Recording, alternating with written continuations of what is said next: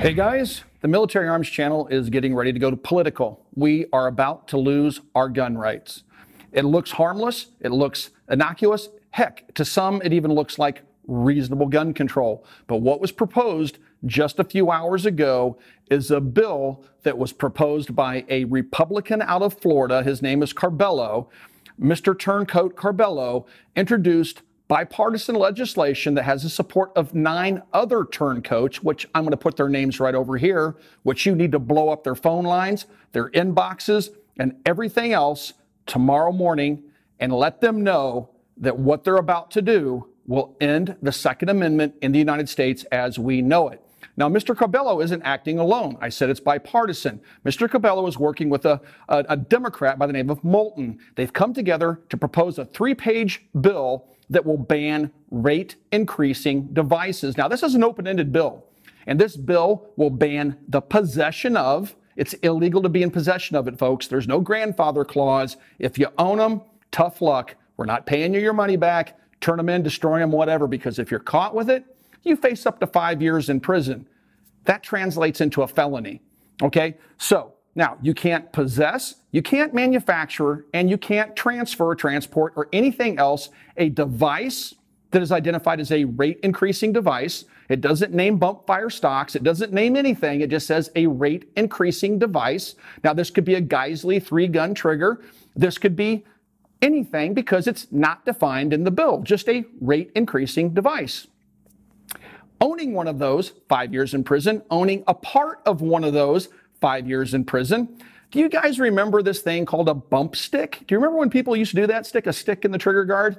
That is a device or a part of a device, and that piece of wood will put you in prison for 5 years. But they're going to reevaluate that, right? So they're going to take a look at the sentencing guidelines as proposed in this bill to see if maybe not you deserve 10 years in prison like an NFA violation. Because there's some other turncoats out there. There's a Democrat, surprise, surprise, named Titus, who is working hand in hand with Fitzpatrick from PA, and they're working on their own bill. And this one does make it a 10-year penalty to be caught in possession of, using, manufacturing, transferring, whatever, a device that increases the rate of fire. Here's the problem, folks. They don't define anything in this legislation because they can't that defines increased rate of fire. What is increased rate of fire? Well, first of all, what's the standard rate of fire for a semi-automatic? Anybody? Exactly. There is no standard rate of fire for a semi-automatic. So when you put this nebulous law out there, much like the Gun Control Act of 1968 and the Sporting Purpose Clause, which the BATF has beat us up endlessly over, saying you can't import this handgun because it's too small and too light to meet sporting purposes. No act of Congress, nothing. ATF just arbitrarily gets to decide that, that's not sporting. AK barrels. Well, if they were ever used on a machine gun, you can't have them because we all know that machine gun barrels really make machine guns. Not. Arbitrary decision by the ATF because it's an open-ended law just like this one.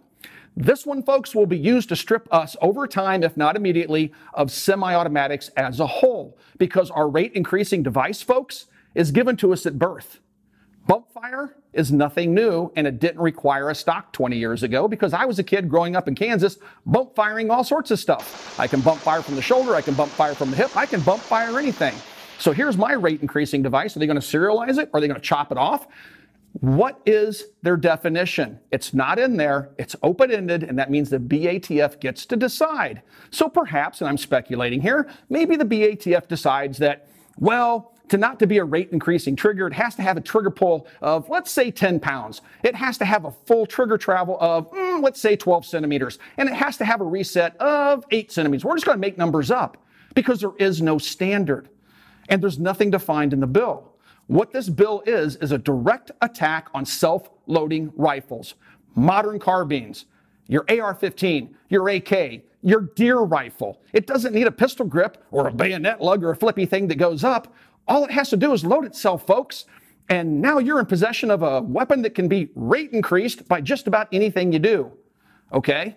If your neighbors call the police on you because they hear in the woods and you're down there bump firing your AK like you always have and you don't own a rate increasing device other than a belt loop on your pants, that's a device, folks.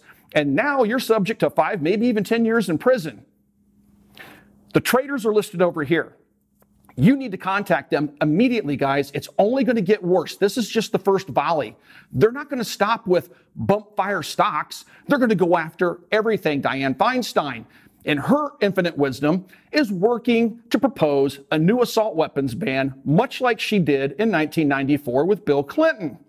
Now, she went on the news and she was asked if she thought that additional laws or regulations would have stopped the tragedy in Las Vegas. And what did she say? Well, let's take a look at that.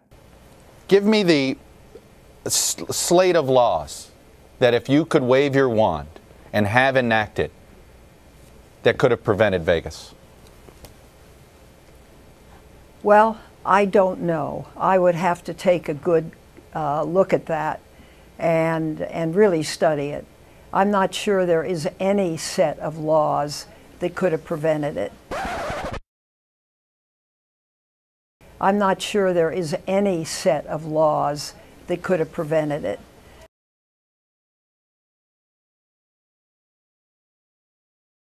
So even she admits that additional laws wouldn't have changed anything, nothing.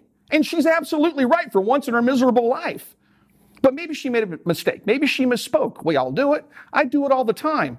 Let's take a look at another clip from another news show that she went on and see what she has to say about additional laws perhaps preventing such tragedies in the future. Could there have been any law passed that would have stopped him? No. He passed background checks registering for handguns and other weapons on multiple occasions. Holy smokes, folks. It wasn't a misspoken word. She didn't speak out of turn or screw up in her frickin' addled mind. No, she doesn't even believe these laws will change anything. You know why? Because let's take a look at this clip. No matter what they say, the anti-gunners, whatever their justification, no matter how reasonable they think these laws are, this is what they really want. California Senator Dianne Feinstein worked for more than a year to get the assault weapons bill passed in the face of ferocious opposition from the National Rifle Association. She says she got the best she could. If I could have gotten 51 votes in the Senate of the United States for an outright ban, picking up every one of them, Mr. and Mrs. America, turn them all in, I would have done it. I could not do that. The votes weren't here. Right there from the horse's mouth, folks. They want to round them up. Mr. and Mrs. America, turn them in. All I need is 51 votes in the Senate. That's their end game, people. You're being complacent. You think, oh, I'll just give up bump fire stocks because that's all they want. Go read this bill. That's not what they're talking about. They don't even name bump fire stocks. They're talking about this fictitious rate increaser. The rate increaser, people, is the gun that loads itself. It fires only as fast as you can pull the trigger. It doesn't need a bump stock. It doesn't need assistance. The main step to bump firing, first what you want to do is put your thumb through the trigger guard, and then you hook that on your belt loop, like so. Lots of forward pressure. And when you pull this forward, the hammer goes down. The recoil will keep the gun going.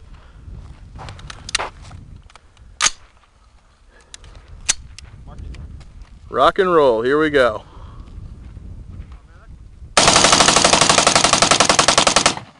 And if you put a 2-pound Geisley 3-gun trigger, or maybe it's 3 pounds, in your AR-15, guess what? You just increased the rate of fire, folks. Geisley's now out of business. JP Enterprises, that match AR-15 with the bull barrel and the heavy muzzle brake and all that cool stuff. Guys, I'm sorry to tell you, that 3-pound trigger pull increases the rate of fire. Too short of a reset, too short of a trigger pull. It's nebulous. And that's how they're going to get us, guys. They're going to tell us it's just reasonable restrictions. It's all reasonable, people. We just need a little bit of reasonable stuff. But even the people proposing the reasonable restrictions don't believe they'll change anything because they're right. They won't. Not unless they round them all up. And that's what we're facing. Don't be complacent. Don't think Trump is going to save you. Okay? He doesn't talk to the NRA. Mr. Wayne LaPierre said that himself on Face the Nation. Okay? He said Trump isn't talking to him. Trump doesn't care about us. Trump used us, gun owners collectively and the NRA members, to get elected. The only gun owner in their house is Donald Jr., and he's not president. If you think Trump is going to save you, you're wrong. And when you screw that up and you stay home, you don't make the phone calls, you don't organize rallies in front of your state capitals like we did post Sandy Hook, you're going to have nobody to blame but yourself when your AR-15s, your AKs, your granddaddy's deer rifle that loads itself all get banned by a bureaucrat's pen because an open-ended law that seemed reasonable to everybody actually wasn't all that reasonable, and it allows BATF in the future to do whatever they want without a vote of Congress, just like they do with the Gun Control Act of 1968 and the Sporting Purposes Clause. That's how they took away trusts. Didn't take a vote in Congress or the Senate. Didn't take a president's signature. All it took was a president saying, ATF, change this. And that's what they did. And that's what this law is going to do too. You allow this to pass thinking that it's going to be reasonable, and you're going to wake up tomorrow and your guns are going to be gone, and you're going to say, how did this happen? Golly gee, man, I don't know how this happened. We elected Trump. We elected Republicans. Well, I got a list of 10 turncoats right over my shoulder, folks. Do something. Act now. Call, email, organize events, and start fighting this. If you don't, you're going to lose your guns, people. We're going to be back to revolvers and muskets if we're lucky. Get active, get going, get calling, post on Facebook, spread this video everywhere else. Talk to other social media folks who I know most of them are making these videos themselves. Get the conversation going. Blow up the forums. It's on us to stop this, just like we stopped the magazine bans and the assault weapon bans that were proposed after Sandy Hook, which even the Democrats that proposed them agree wouldn't have changed anything. All right? It's on us, people. Don't watch this video and smile and say it's never going to happen. That's how we got the 1994 bill. It's going to happen if you sit around and you're complacent. Get active.